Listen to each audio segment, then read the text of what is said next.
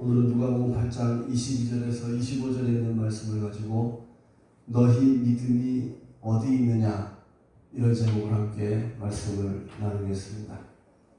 예수님과 제자들이 하루는 배를 타고 호수를 건너고 있었습니다.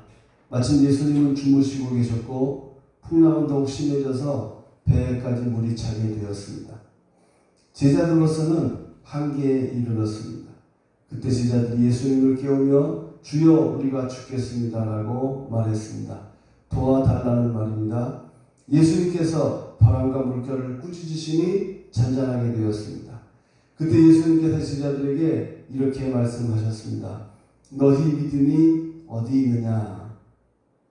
예수님의 이 질문은 오늘을 사는 우리들에게도 필요한 질문입니다. 살다 보면 모든 상황이 좋기만 또는 내 뜻대로만 되지는 않습니다. 때로는 애매한 고난이 다가오기도 합니다. 힘에 부치는 일들도 다가옵니다. 우리의 인생에 풍랑이 인다는 말입니다. 그럴 때 그런 일들을 우리는 어떻게 해결해야 할까요? 이럴 때 우리는 오늘 본문에서 제자들에게 하셨던 그 질문, 너희 믿음이 어디 있느냐 하는 말씀을 생각해 보아야 합니다. 믿음으로 인생의 문제를 해결해 나가야 한다는 말입니다.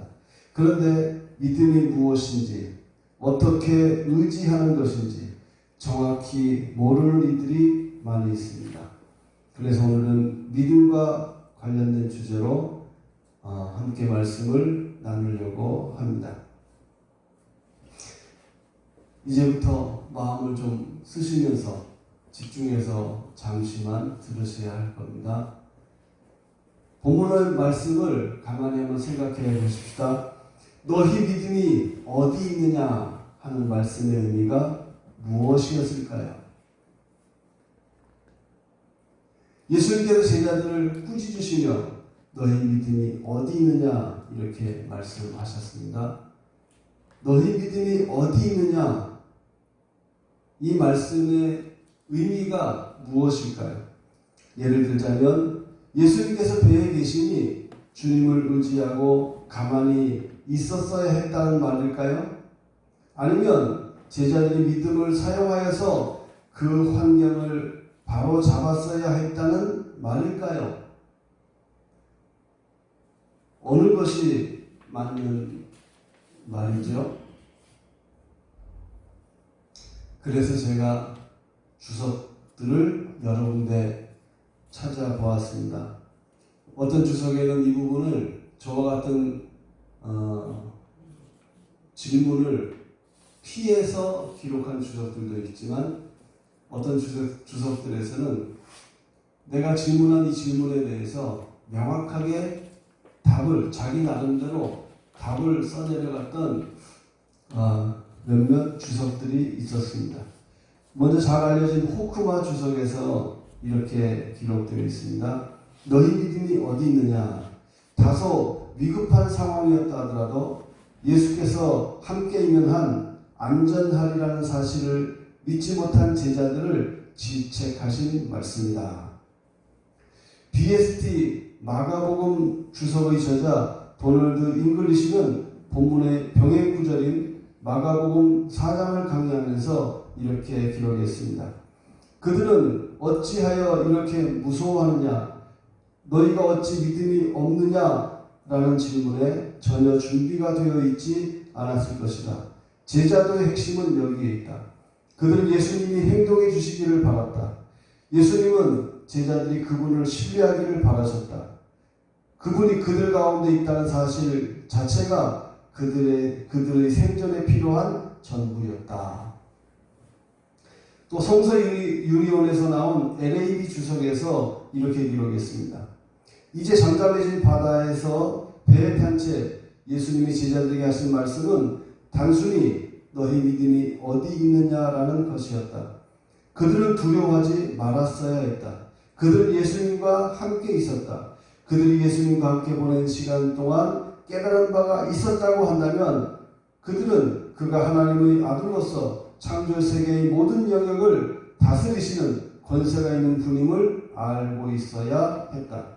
그들은 예수님이 사람들을 고치시지만 난폭하게 날뛰는 폭풍에 대한 권세도 있다고 생각한 적이 없었을 수도 있다. 하지만 예수님이 베푸신 기적들을 떠올리며 두려움이 아니라 믿음으로 예수님께 나아갔어야 했다.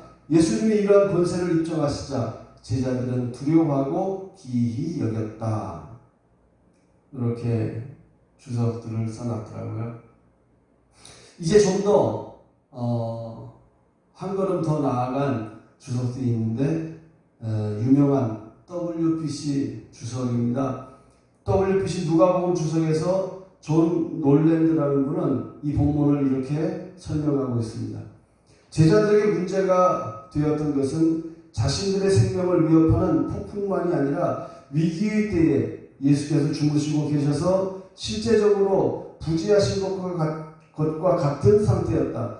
그러한 상황에서 제자들은 자연력을 통제하실 수 있는 분이신 하나님을 의지할 수 있어야 한다. 예수께서 하나님을 의지하고 계셨다는 것은 그분이 계속해서 잠을 주무시고 계셨다는 것에 의해서 잘 나타난다. 이렇게 기록했습니다.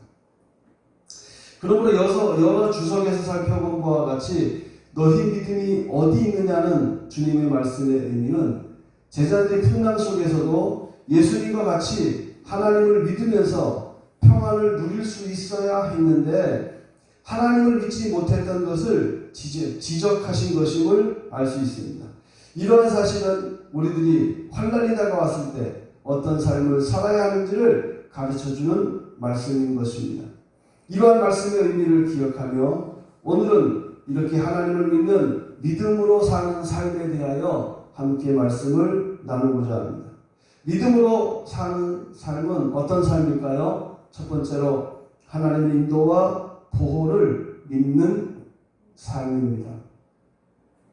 예수님은 많은 무리들을 가르치시면서 하나님의 돌보심에 대하여 마태복음에서 이렇게 말씀하셨습니다. 마태복음 6장 25절 이하입니다. 그러므로 내가 너희에게 이르노니 목숨을 위하여 무엇을 먹을까 무엇을 마실까 몸을 위하여 무엇을 입을까 염려하지 말라. 목숨이 음식보다 중하지 아니하며 몸이 의복보다 중하지 아니하냐. 공중의 새를 보라. 심지도 않고 거두지도 않고 창고에 모아 들이지도 아니하되 너희 하늘 아버지께서 기르시나니 너희는 이것들보다 귀하지 아니하냐. 너희 중에 누가 염려함으로 그 길을 한 자라도 더할 수 있겠느냐. 또 너희가 어찌 의복을 위하여 염려하느냐. 들의 백합화가 어떻게 자라는가 생각하여 보라. 수고도 아니하고 길쌈도 아니하느니라. 그러나 내가 너희에게 말하노니 솔로몬의 모든 영광으로도 입은 것이 이 꽃 하나만 갖지 못하였느니라. 오늘 있다가 내일 아궁이에 던져지는 들풀도 하나님이 이렇게 입히시거든 하물며 너희 일까보냐. 믿음이 작은 자들아. 그러므로 염려하여 이르기를 무엇을 먹을까 무엇을 마실까 무엇을 입을까 하지 말라. 이는 다 이방인들이 구하는 것이라. 너희 하늘 아버지께서 이 모든 것이 너희에게 있어야 할 줄을 아시느니라. 그런즉 너희는 먼저 그의 나라와 그의 의를 구하라. 그리하면 이 모든 것을 너희에게 더하시리라. 그러므로 내일 일을 위하여 염려하지 말라. 내일 일은 내일이 염려할 것이요 한날의 괴로움은 그날로 족하니라. 예수님께서 많은 무리들을 가르치시면서 너희들이 하나님을 믿는다면 내일 일을 걱정할 거 없다. 하나님이 다 지켜주시고 돌봐주실 것이다. 이렇게 가르치셨던 것입니다. 여러분은 어떻습니까? 진실로 여러분의 삶을 하나님께서 도와주시고 먹여주시고 입혀주실 것을 여러분은 믿고 있습니까?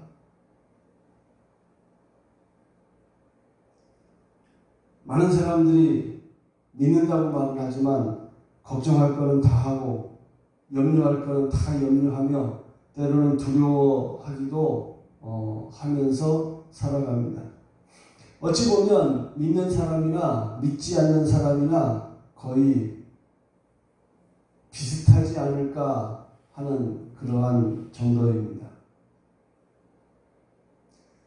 믿는 사람들은 교회를 나오면서 하나님을 의지합니다. 그러면서도 그들의 통장에 잔고가 바닥이 나고 마이너스가 들어가고 빚이 넘쳐나고 내일에 대한 희망이 잘 계산되지 않을 때 그들은 역시 두려워하고 걱정하며 염려하며 살아갑니다. 여러분은 어떻습니까? 예수님과 함께 배를 타고 풍랑이는 바다를 건너가던 그들이 그 풍랑 때문에 두려워했던 것처럼 신앙생활을 하는 우리들도 예수님과 함께 걸어간다고 하는 우리들도 우리의 삶 속에서 일어나는 풍랑으로 인하여서 우리도 또한 걱정할 때도 있고 염려할 때도 있고 더 나아가 그것 때문에 우리의 마음속에 심히 두려움을 느낄 때도 있을 것입니다. 그래서 오늘은 믿음으로 사는 삶이 도대체 무엇인가? 예수님께서 너희 믿음이 어디 있느냐? 이 말씀의 의미를 이제 여러 주석들을 통하여서 그 말씀이 의미하는 바가 무엇인지를 정확히 이제 우리가 깨달았기 때문에 이제 그러면 우리들이 믿음이 있다고 한다면 어떤 풍랑이 다가와도 두려워하지 않아야 하는 그런 삶을 살아야 한다는 것입니다. 그렇기 때문에 그러면 어떻게 우리들이 이와 같은 믿음의 길을 걸어갈 수 있을까? 그에 대해서 이제부터 함께 나누기를 원합니다. 하나님을 아버지로 모셨으면 이제부터 내일을 걱정하지 말고 오늘 주신 은혜에 감사하며 살아야 하겠습니다. 저의 말씀을 준비하면서 마태복음에 있는 말씀을 이렇게 읽다 보니까 좀 새롭게 다가오는 구절들이 있었어요. 그게 뭐냐면 마태복음 6장 34절입니다. 그러므로 내일 일을 위하여 염려하지 말라. 내일 일은 내일이 염려할 것이요. 내일 일은 내가 할 것이 아니라 내일 일은 내일이 염려할 것이다. 내일 일은 내일 우리가 염려할 것이요. 이게 아니라 내일 일은 염려의 그 주체자가 내가 아니라 내일 그 자체가 염려를 할 것이면 할 것이다. 이렇게 기록되어 있는 것입니다. 전에는 내일 일은 내일 염려할 것이요. 그러니까 내일이 닥치지 않았으니까 내가 염려하지 말아라. 그때 가면 그때 가서 염려해라. 이런 의미로 받아들였는데 성경을 개정 성경을 보니까 내일 일은 내일이 염려할 것이요. 이렇게 되어 있더라고요. 내가 아니라 내일이 주인이 되어서 그가 염려할 것이지 네가 염려할 거 아니다. 그렇게 되어 있더라고요. 그 다른 번역들은 어떻게 되어 있는가 여러 번역본들을 봤는데 그 번역서들에서도 똑같이 어떤 구절은 그냥 내일 염려할 것이라고 되어 있는 것도 있지만 몇몇 번역 성경들을 보니까 그 성경에서도 역시 내일이 염려할 것이라고 기록이 되어져 있었습니다. 자, 어쨌든 우리들은 하나님을 믿기 때문에 내일 염려하면 내일을 염려하지 말고 오늘을 주신 하나님께 감사하며 오늘 하나님을 믿는 믿음으로 평안히 거해야 한다. 그런 주님의 가르치신 것입니다. 이런 가르침이 우리의 믿음의 근본이고 이러한 믿음이 우리의 믿음의 기초인 것입니다. 산상보훈에서 예수님께서 수많은 무리들을 가르치셨던 그 가르치심은 바로 우리들을 향한 가르치심인 것입니다. 근데 오늘을 사는 우리들이 내일에 대한 근심과 걱정과 염려를 하고 살아간다면 이것은 주님의 가르침에 어긋나는 것이고 하나님께서 원하시는 것이 아니라는 것입니다. 특별히 너희 믿음이 어디 있느냐라는 그것을 설명한 WBC 주석에서 설명했던 것처럼 제자들은 예수님께서 하나님을 의지하시면서 평안하게 풍랑 속에서도 평안히 잠을 주무시고 계셨던 것처럼 오늘 우리들도 어떤 풍랑이 와도 어떤 환난이 다가오더라도 그 풍랑과 환난 속에서도 우리들이 편안히 거해야 한다. 하나님을 믿는 믿음이 있다면 우리들 역시 그렇게 평안히 거해야만 마땅하다. 이렇게 설명을 했는데 이게 마음이 와닿더라고요. 그렇구나. 내가 하나님을 믿는다면, 내가 예수님을 믿는다면 예수님이 믿었던 하나님, 예수님이 의지하셨던 그 하나님 아버지를 우리들이 믿고 의지하고 살아야 하는구나. 그러므로 우리들이 이 시간을 통하여서 더욱더 하나님을 믿고 의지할 수 있기를 주님의 이름으로 축복합니다. 그런데 우리가 살다 보면 그거는 교본이고 그거는 성경이고 그거는 원리 원칙인데 그러나 정작 내가 하려고 하면 그게 잘 안 돼. 나보고 어떡하라고. 내가 안 그러고 싶어서 안 그러나? 나도 그렇게 하고 싶어. 근데 그게 안 된다고. 이렇게 말하는 사람들이 있을 것입니다. 사실 여러분들뿐만 아니라 제 자신도 그럴 때가 많이 있었습니다. 하나님을 믿어야 하는데 그런데 믿는다고 고백을 하는데 내 마음이 불안해하고 초조해할 때가 많이 있었습니다. 때로는 걱정, 의심이 지나쳐서 그것이 두려움으로 나를 짓누를 때도 여러 번 있었습니다. 하나님을 믿는다고 하면서도 왜 우리가 두려움에 짓눌릴까요? 왜 우리들이 하나님을 믿는다고 하면서 염려와 걱정과 근심을 피하지 못하고 살아가게 되어질까요? 거기에는 이유가 있습니다. 먼저 오늘 주보에는 그 부분들이 지명 관계상 다 들어가진 않았는데 먼저 걱정과 근심과 염려가 다가오는 것은 때로 그것이 그 근원지가 나일 수도 있지만 그 근원지가 내가 아닌 경우가 많이 있습니다. 더군다나 걱정과 근심에서 변화해서 두려움으로 내가 짓눌리게 되어진다면 그것은 그 근원지가 내가 아니라 또 다른 어떤 영역이라고 하는 것을 말해주고 있습니다. 디모데후서 1장 7절인가요? 하나님이 우리에게 주신 마음은 두려워하는 마음이 아니요. 그렇게 말하고 있습니다. 두려움이 우리들 심령 속에 다가올 때 그것은 두려움이라고 하는 것은 걱정과 염려의 차원이 아니라 두려움의 영역이 있습니다. 그것 때문에 내가 무슨 일을 못할 정도로 끌려다니는 그런 영역이 있습니다. 그 두려움의 영역은 나의 영역이 아니고 그것은 마귀의 역사인 것입니다. 두려움은 영입니다. 두려움은 영의 작용입니다.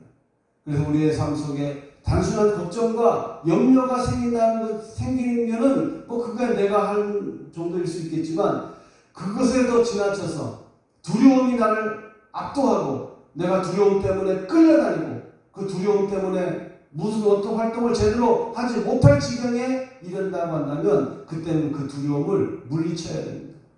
그 두려움을 예수 이름으로 대적해야 됩니다. 우리 믿는 성도들에게는 그러한 권리가 있고 그러한 권세가 부여되어져 있습니다. 그것을 믿으십시오. 주님께서 여러분에게 주신 권세를 믿으십시오. 그리고 그 권세를 가지고 여러분의 마음속에 여러분의 심령 속에 두려움을 불러일으키고 여러분을 압제하고 끌고 다니려고 하는 악한 영들을 대적하십시오.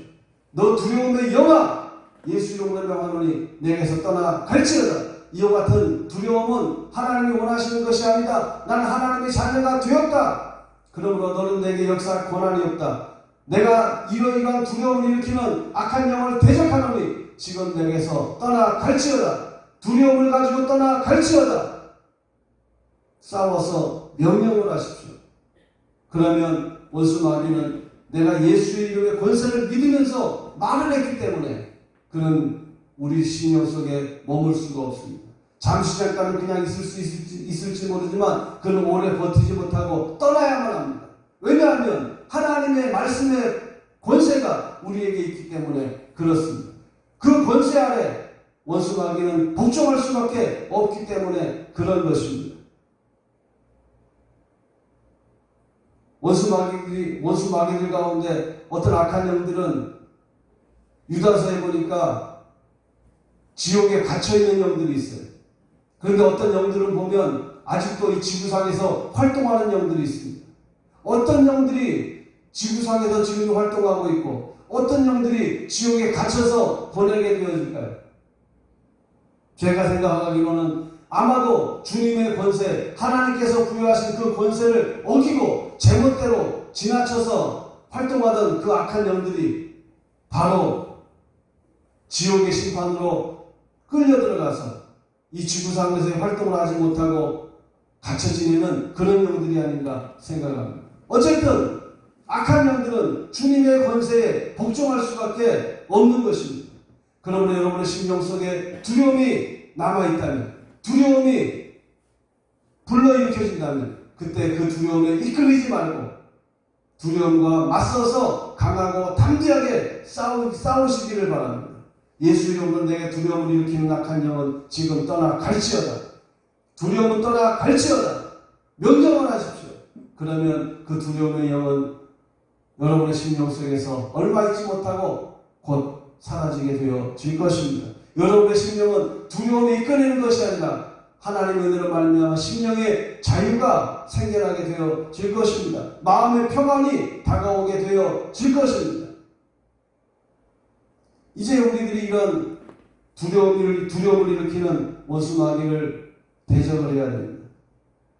그리고 그럼에도 불구하고 원수 마귀의 역사가 아님에도 불구하고 두려움보다는 좀 작은 것인데 걱정과 근심과 염려가 우리의 심령 속에서 일어날 때가 있습니다. 이 또한 때로는 나의 작용 같지만 이런 부분에 있어서 거의 대다수의 일들이 원수 마귀가 우리의 마음을 혼란케 하고 우리의 심령에 이런 분란을 일으키면서 믿음을 소각시키면서 믿음이 약해지게 만들면서 걱정하게 만들고 근심하게 만들고 염려하게 만드는 것입니다.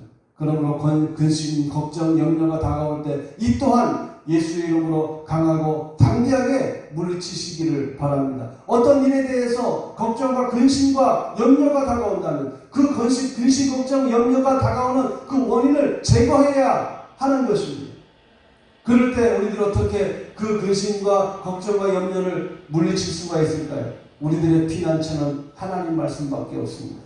우리가 믿을 수 있는 것은 우리 자신의 경험이 아닙니다. 우리가 믿을 수 있는 것은 내가 이제까지 배워왔던 어떤 인생의 연륜, 그런 학식, 그런 지식들이 아닙니다. 그 지식은 나를 보호해 줄 수 없습니다.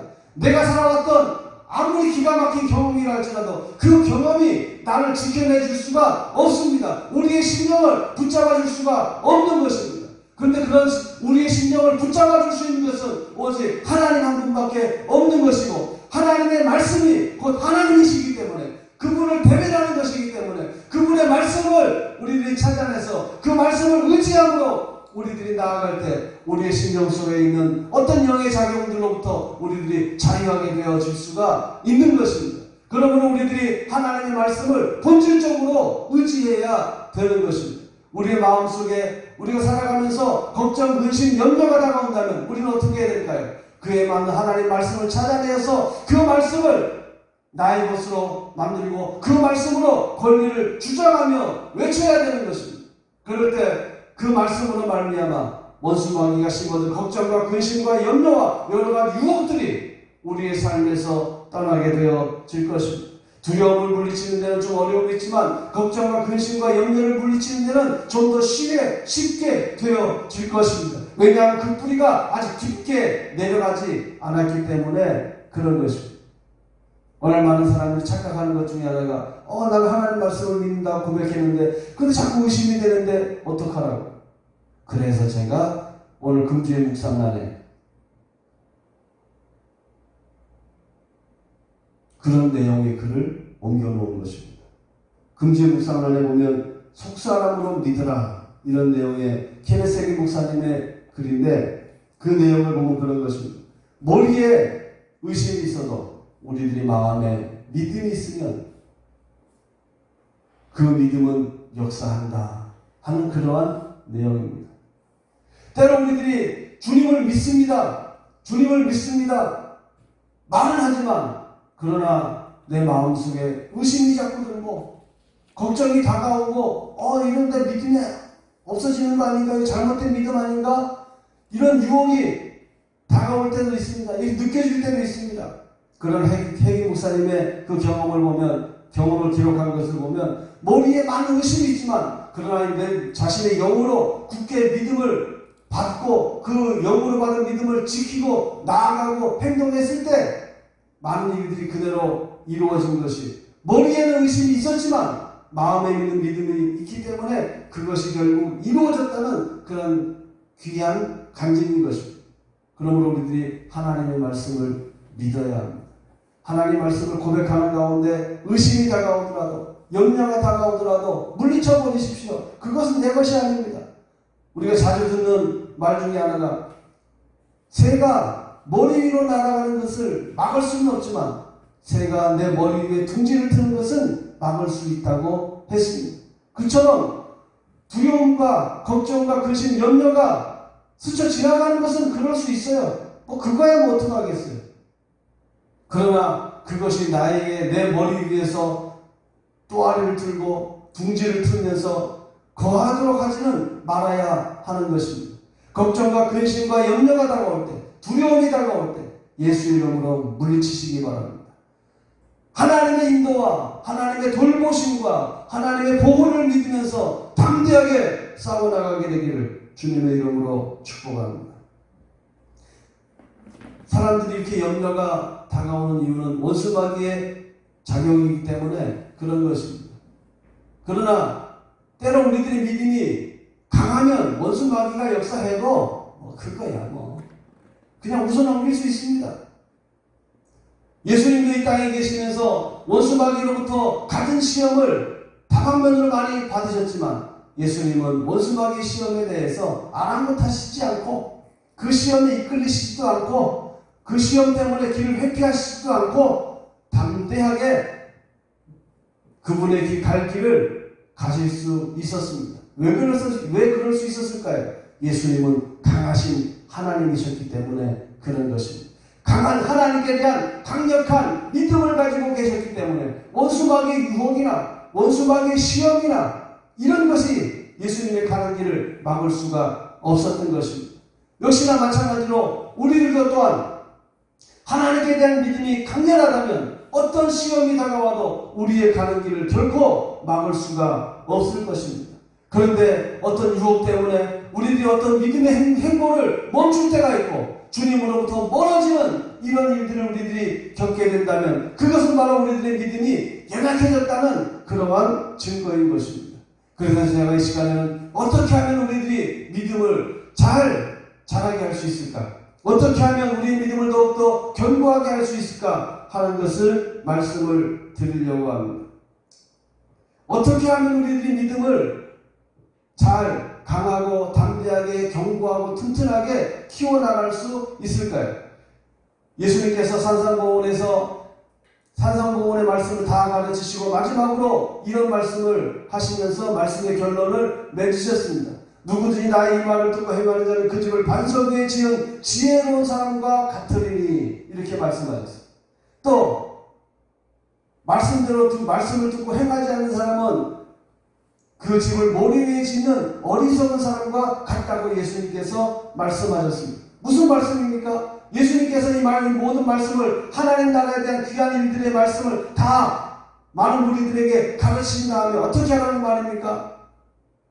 듣고 지나치라는 이야기가 아니라 하나님 말씀을 들은 대로 그대로 실천해서 너희의 집을 잘 지어가라 하는 그러한 말씀이었던 것입니다. 그러면 이 구체적으로 말씀대로 해간다는 것, 말씀대로 집을 짓는다는 것이 무엇인지 사람들이 좀 더 알아야 되는데 좀 막연한 의미를 가지고 사람들이 지나가기 때문에 그 부분을 좀 더 구체적으로 좀 말씀을 드리기를 원합니다. 말씀대로 행한다는 말은 어떤 삶일까요? 간단하게 이렇게 설명할 수 있을 것입니다. 그것은 믿음과 무관하게 사는 삶이 아니라 믿음을 자라게 하는 삶이다. 내가 말씀대로 행하고 있느냐, 말씀대로 행하고 있지 않느냐, 이걸 어떻게 가늠할 수 있을까요?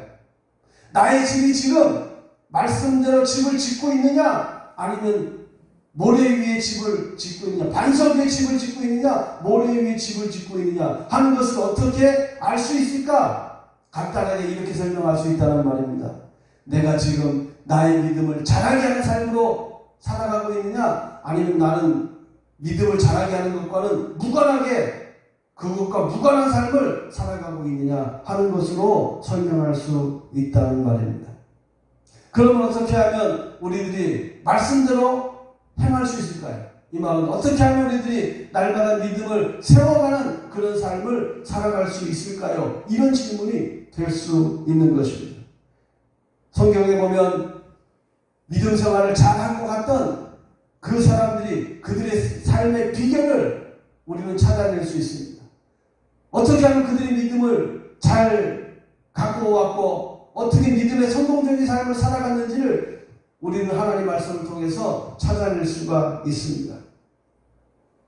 그 흔적들이 시편에 잘 보여지는데, 시편에 보니까 시편 기자들이 하나님의 말씀을 묵상했던 기록들을 우리는 볼 수 있습니다. 시편 1편 1절 2절에 복 있는 사람은 악인들의 꾀를 따르지 아니하며 죄인들의 길에 서지 아니하며 오만한 자들의 자리에 앉지 아니하고 오직 여호와의 율법을 즐거워하여 그의 율법을 주야로 묵상하는도다. 시편 19편 14절에 나의 반석이시요 나의 구속자이신 여호와여 내 입의 말과 마음의 묵상이 주님 앞에 연락되기를 원하나이다. 다윗이 그랬어요. 또 시편 49편 3절에 내 입은 지혜를 말하겠고 내 마음은 명철을 작은 소리로 읊조리리로다. 고라 자손이 썼습니다. 시편 71편 24절에 나의 혀도 종일토록 주의 의를 작은 소리로 읊조리오리니 나를 모해하던 자들이 수치와 무함을 당함이니이다. 다윗이 썼어요. 시편 77편 12절에 보니까 또 주의 모든 일을 작은 소리로 읊조리며 주의 행사를 낮은 소리로 되뇌이리이다. 아삽이 썼어요. 시편 119편에 누가 썼는지 잘 모르지만 시편 119편에 보니까 내가 주의 법도들을 작은 소리로 읊조리며 주의 길들에 주의하며, 읊조린다는 말이 시편 119편에는 여러 번 나옵니다. 그 중에 하나 마지막으로 말씀드린다면 내가 주의 법을 어찌 그리 사랑하는지요 내가 그것을 종일 작은 소리로 읊조리나이다. 시편 119편 97절입니다. 시편 143편에 다윗이 내가 옛날을 기억하고 주의 모든 행하신 것을 읊조리며 주의 손이 행하는 일을 생각하고 그랬어요. 어떻게 다윗이 신앙생활을 잘할 수 있었느냐? 그가 잘할 수 있었던 비결이 무엇이냐? 그의 글을 통해서 찾아보자면 그는 다윗은 하나님 말씀을 묵상하는 일을 잘했습니다. 하나님 말씀을 묵상하는 것이 무엇이냐? 다른 말로 표현하면 시편의 표현대로 읊조리는 것이었습니다. 케네스 목사님은 묵상에 대하여 그의 책에서 이렇게 기록했습니다. 로이 힉스 박사는 구약 성경의 묵상하다라는 단어는 낮은 소리로 읊조리다, 중얼중얼 거리다라는 뜻이 있음을 지적했습니다. 그래서 케네스 목사님도 때로 그가 믿음이 필요했을 때 믿음을 얻기 위하여 하나님 말씀을 자주 읊조리곤 했던 것을 그분의 책을 통하여 우리가 찾아낼 수가 있었습니다. 이처럼 묵상한다는 말의 의미는 하나님의 말씀을 낮은 소리로 읊조리거나 중얼중얼거리는 것입니다. 그러므로 우리들이 하나님의 말씀을 우리들의 입술로 자주 낮은 소리로 말을 하는 것이 필요한 것입니다. 신약으로 넘어와서 사도 바울도 로마에 있는 성도들에게 어떻게 믿음이 생기는지에 대해서 설명을 했는데 로마서 10장 11절에 그러므로 믿음은 들음에서 나며 들음은 그리스도의 말씀으로 말미암았느니라. 믿음이 어떻게 생긴다고요? 하나님의 말씀을 들을 때 믿음이 생긴다는 것입니다. 또 그 믿음이 생기는 과정을 좀 더 구체적으로 설명을 했는데 로마서 10장 9절로 10절입니다. 네가 만일 네 입으로 예수를 주로 시인하며 또 하나님께서 그를 죽은 자 가운데서 살리신 것을 네 마음에 믿으면 구원을 받으리라. 사람이 마음으로 믿어 의에 이르고 입으로 시인하여 구원에 이르느니라. 사람이 마음으로 믿어 구원에 이르고, 사람이 마음으로 믿어 의에 이르고 입으로 시인하여 구원에 이른다는 것입니다. 어떻게 그가 믿음을 얻을 수가 있었습니까? 입으로 시인하여서 그렇게 되었다는 것입니다. 또 마태복음에 보니까 예수님께서 가르치실 때 어떻게 하면 우리들이 더 나은 삶을 살아갈 수 있느냐, 그 말로 말미암아 우리들이 선한 것을 쌓을 수 있다. 어떤 사람은 말로 선한 것을 쌓고 어떤 사람은 말로 악한 것을 쌓는데, 그 쌓은 선한 사람, 그 쌓은 선한 것으로 말미암아 바른 행동을 하게 되어질 것이다. 예수님께서 그렇게 가르치셨습니다. 지금 무슨 말씀을 듣고 있습니까? 말씀이 너무 정확하게 설명되어졌기 때문에 말씀의 초점을 잃어버릴까봐 제가 다시 설명을 드리면, 우리들의 믿음이 약해질 때가 있습니다. 그런데 이 믿음을 어떻게 하면 키우는지를 잘 모르는 거예요. 내가 지금 믿음에서 약간 벗어나 있어요. 믿음을 회복해야 돼요. 어떻게 믿음을 회복해야 되는지를 모르는 거예요. 반석 위에 집을 지어야 돼요. 그런데 내가 반석 위에 집을 짓고 있는지, 모래 위에 지금 집을 짓고 있는지 그거를 잘 모른다는 말이에요. 어떻게 하면, 어떤 삶이 지금 내가 모래 위에 집을 짓고 있는 것이고 어떤 삶이 지금 내가 반석 위에 집을 짓고 있는 것인지 그것을 설명하는 것입니다. 한마디로 다시 설명을 하면, 내가 반석 위에 집을 짓고 있다는 것은 내가 믿음의 어떤 행동들을 계속 하고 있다는 것입니다. 믿음이 더욱더 계속 쌓여져 가고 있다는 그런 말인 것입니다. 그러면 그런 믿음이 계속 쌓이게 하기 위해서 내가 해야 될 일들이 무엇이냐 하는 말입니다. 구약 성경에서 시편에 보니까 다윗이 그랬고 아삽이 그랬고 고라자손이 그랬고, 많은 믿음의 사람들, 훌륭한 믿음의 길을 걸어갔던 그들의 믿음의 비결이 뭐였느냐? 하나님 말씀을 읊조리고 하나님 말씀을 묵상하는 것이었다고 그랬어요. 여호수아 1장 9절에서 하나님께서 여호수아에게 그렇게 말씀했습니다. 요 1장 8절에 이 율법책을 내 입에서 떠나지 말게 하며 그것을 주야로 묵상하여 그 안에 기록된 대로 다 지켜 행하라. 그리하면 내 길이 평탄하게 될 것이며 네가 형통하리라. 하나님께서 여호수아에게 부탁하시고 명령하신 말씀이 뭐였느냐? 묵상하라는 것이었습니다. 하나님의 말씀을 묵상하라는 것이었습니다. 여러분, 한마디로 얘기하면 여러분이 하나님 말씀을 지금 묵상하고 있습니까? 하나님 말씀을 여러분의 생활 속에서 자주 읊조리고 있습니까? 여러분이 약해진 그런 부분들, 여러분이 돌파해 나가야 되는 그런 부분들을 하나님의 말씀을 찾아서 자주 여러분이 스스로 읊조리고 있습니까? 잔잔한 소리로 중얼중얼 거리고 있습니까? 그렇지 않다면 여러분은 지금 믿음에서 이탈되어져 가고 있을 것입니다. 그건 분명한 것이에요. 하나님 말씀대로 행하고 있다고 내 믿음이 지금 자라고 있다는 것을 자라고 있는 것으로 착각하면 안 됩니다. 우리들의 믿음이 들어오는 것은, 믿음이 생기는 것은 무엇으로부터 생긴다고 그랬어요? 하나님의 말씀을 들음으로. 그러므로 내가 하나님 말씀을 듣지 못한다면 내 믿음은 들어옵니까? 안 들어옵니까? 과거에 쌓은 것을 그냥 다시 긁어먹고 있는 거죠. 어떻게 해야 됩니까? 케네세기 목사님은 자신의 딸의 치료를 위해서 자신은 분명히 그 말씀을 믿고 있어요.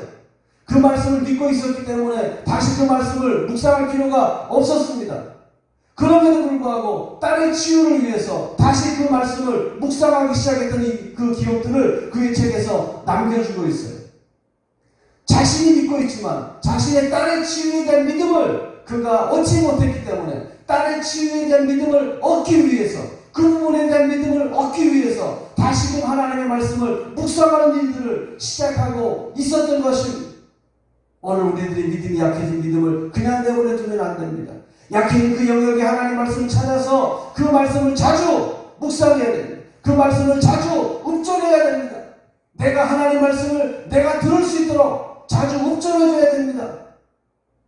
시편 기자는 하나님 말씀을 읊조리려고 내가 새벽에 일어났습니다. 그렇게 기록하고 있습니다.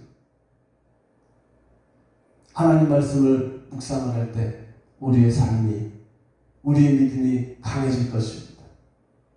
느낌상 나의 의지, 나의 혼적인 믿음이 아니라 영으로부터 우러나는 그런 참다운 믿음의 삶을 우리들이 살아갈 수가 있을 것입니다.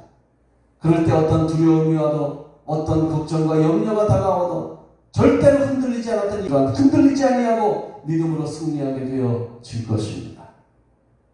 너희 믿음이 어디 있느냐? 예수님께서 제자들을 나무라셨습니다.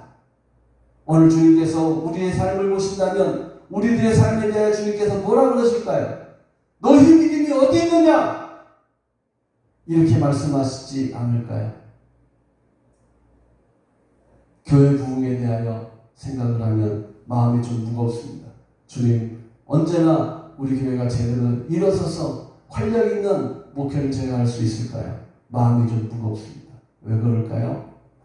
제가 거기에 대한 우리 교회 부흥에 대한 믿음이 많지 않기 때문에 그런 것입니다. 그 교회 부흥에 대한 믿음의 말씀을 찾아서 그것을 내 것으로 삼고 묵상하고 나아갈 때 그 말씀이 나의 영에 심겨진다면 분명코 교회 부흥의 시작이 이루어지게 되어질 것입니다. 오늘날 지금 큰 교회를 하고 있는 성공한 목회자들의 삶을 보면 그분들은 하나님 앞에 기도응답을 받은 것을 말을 하고 있습니다. 일일이 다 설명을 드리지 않아도 많이 들어보셨을 것이기 때문에 재차 설명이 필요하지 않을 것입니다. 우리의 삶에 대해서 어떤 문제가 잘 풀려지지 않을 때가 있을 것입니다. 그러나 그 문제를 여러분 스스로 하나님의 말씀을 부여잡고 고백해 보십시오. 그 말씀으로 말미암아 여러분의 삶이 어떤 영역에서 풀려지는 것을 경험하게 되어질 것입니다. 풍랑과 환란이 다가왔습니다. 풍랑 속에서 환란이 다가왔는데, 고통이 다가왔는데 감당치도 못하면서 아무것도 하지 않고 가만히 있다면 어떻게 될까요? 죽을 수밖에 없죠. 무너질 수밖에 없죠. 그러므로 풍랑이 다가오면 맞서서 싸워야 됩니다. 마귀가 죽이려고 하면 마귀를 대항해서 물리쳐야 됩니다. 유혹하려고 하면 그 유혹을 끊어버리고 바로 서야 됩니다.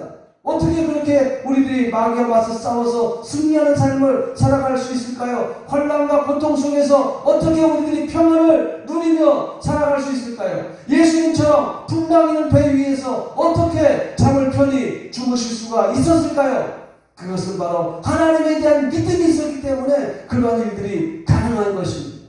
오늘 우리들이 하나님에 대한 믿음이 필요합니다. 어떻게 그 믿음을 우리들이 가질 수 있을까요? 바로 하나님 말씀을 묵상하는 것입니다. 하나님 말씀을 의지하는 것입니다. 하나님의 말씀을 머리가 아닌 나의 영으로 받아들이는 일인 것입니다. 이 일이 우리들이 믿음으로 사는 삶입니다. 믿음으로 승리하는 삶입니다. 오늘의 말씀을 마음속에 담아두시며 날마다 이 말씀의 법칙을 적용하여서 승리하는 복된 성도들 다 되기를 주님의 이름으로 축복합니다. 기도하겠습니다. 거룩하시고 자비로우신 아버지 하나님 감사합니다. 오늘도 우리들에게 풍성한 말씀의 은총을 주셔서 감사를 드립니다. 너희 믿음이 어디 있느냐 주님께서 말씀하셨는데 아버지 하나님 때로 우리들이 하나님 말씀의 법칙을 알지 못하여 때로 그 풍랑이는 바다 속에서 세상에 있는 여러 가지 환난과 고통과 그 일들 때문에 주님으로부터 멀어지는 그런 삶을 살지는 않았습니까? 이제 아버지 하나님 제자들처럼 믿음이 없을 때 부르짖어 주님을 구하게 하여 주시고 주님의 도우심을 받게 하여 주시옵시고 더 나아가서 우리들이 바른 믿음을 가지고 믿음을 활용함으로 말미암아 어떤 풍랑 속에서도 흔들리지 아니하고 믿음의 본연의 길을 바르게 걸어갈 수 있는 우리 모두가 되게 하여 주시옵소서. 하나님의 말씀을 묵상하게 하여 주시고 하나님 말씀에 대한 믿음으로 하나님을 믿는 믿음 위에 굳게 서는 저희가 되게 하여 주시옵소서. 믿음으로 승리하는 삶을 살게 하여 주시옵소서. 믿음으로 충만하게 하여 주시옵소서. 그 믿음을